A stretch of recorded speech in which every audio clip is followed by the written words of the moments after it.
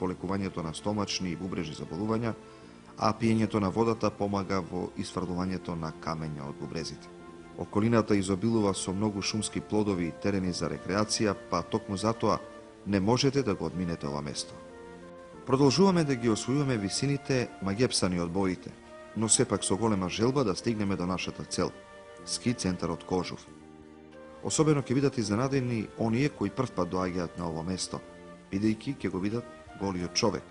Верувале или не, локалитетот со видот гол човек се наоѓа на источните падини на Кожув, на оддалеченост од 2,5 км западно од селото Горничет, од левата долинска страна на Коњска река и зафаќа површина од околу 5 хектари. Во Македонија овој редок дрвен вид се среќава уште во кањонскиот дел на Црна река.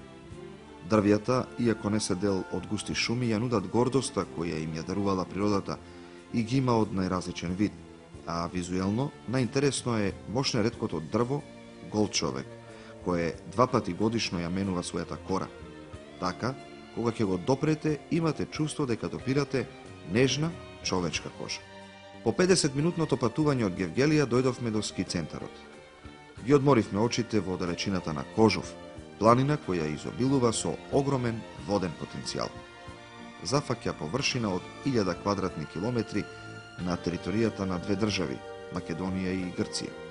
Во границите на Македонија, Кожув припаѓа со 80%, а останатите се во територијата на соседна Грција. Растителниот свет е богат со најразновидни врсти, но секако најатрактивни се лековитите билки. Планината Кожув е првата природна бариера на републиката која директно ги поднесува влијанијата на медитеранската и континенталната клима која надоаѓа од Егејското море. А како последица на ова, во периодот од мај до октомври има обилни врнежи, додека во периодот од ноември до април има снежни врнежи кои прекриваат 150 сантиметри во зимскиот период. Кога сте толку високо имате чувство дека сте на врвот на светот. Меѓутоа ние се уште не ја напуштивме Гевгелија. Се наоѓаме во ски центарот Кожув на околу 2200 метри надморска висина. Првите домаќини кои не пречекаа се шарпланинците и Бернадинец од Берна која срамежливо изведе. Виктор, како е чувството да си волку високо? Чувството е прекрасно. Повторно ќе речам со оглед на тоа дека не ми е прв пат да видам овде во оваа прекрасна природна убавина на надморска височина од 2200 метри. Сакам да ги повикам сите оние кои уживаат гледајќи ја ова наша емисија. Значи, повелете, посетете го ски центарот Кожув. Не само за љубителите на зимските спортови, туку и во летниот период, кога сакате да избегате од високите температури. Дефинитивно, иако додека го снимаме овој материјал е есен, меѓутоа температурите се летни. А разликата во температурите е некаде околу 10 до 12 степени. И повторно, повик до сите оние влюбеници во чистиот воздух, прекрасната шума, терените за пешачење. Повелете, ски центарот Кожув ве очекува. Погледот од врвот не допира до низината и се заробува со ниските натежнати облаци. Некаде се создаваат облаци како острови среде море. Величенствена тишина од која и ушите болат. Чистиот воздух, сонцето и природните убавини се она што најмногу ги плени посетителите на Кожув. Пространите скијачки терени без шуми, местоположбата и природните ресурси со кои располага планината гарантираат дека овој ски центар ќе стане нова, атрактивна зимска туристичка дестинација во нашата земја. Со изградбата на патот Р112 очекуваме ова година да има многу поголема посета.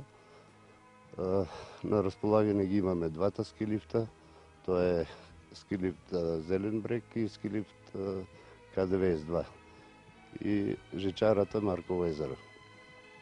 На жечарата Марково езеро ќе има 3 стази, кои што скијачите некои од нив ги знаат.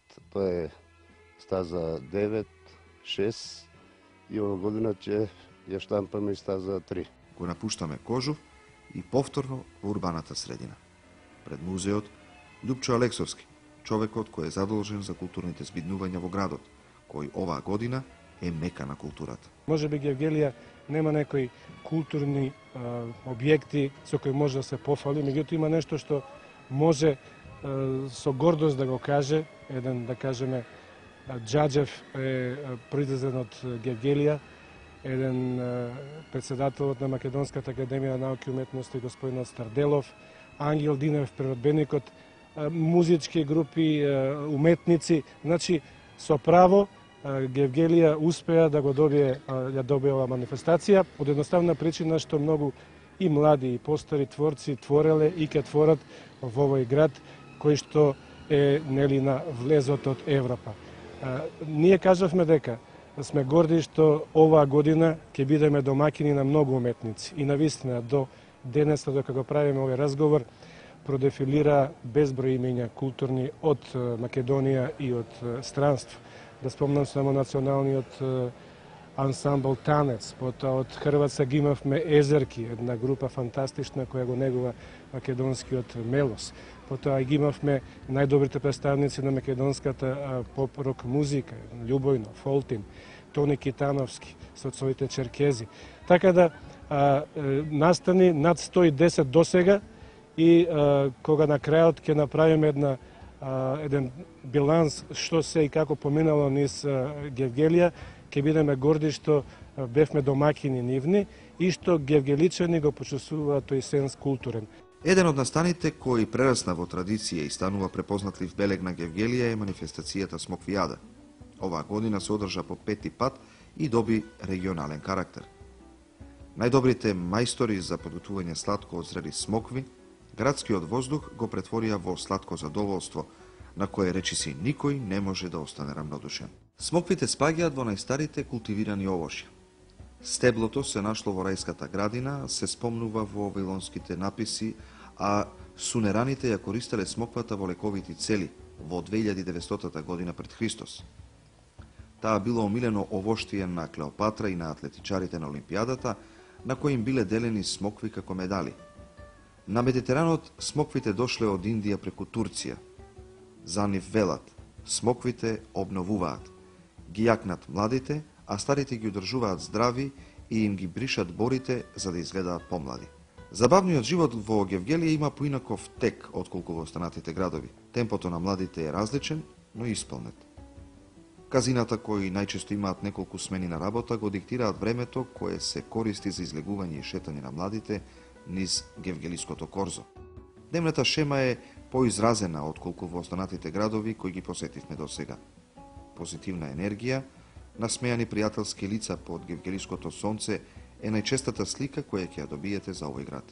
Види ја историјата, слушни ја музиката, вкуси ги плодовите, помирисај го планинскиот воздух, допри ги прастарите ѕидини, почувствувај го отмениот сјај на блескавите касина. Ова е Гевгелија. Продолжува нашето патешествие, наречено ја Сакам и запознава Македонија.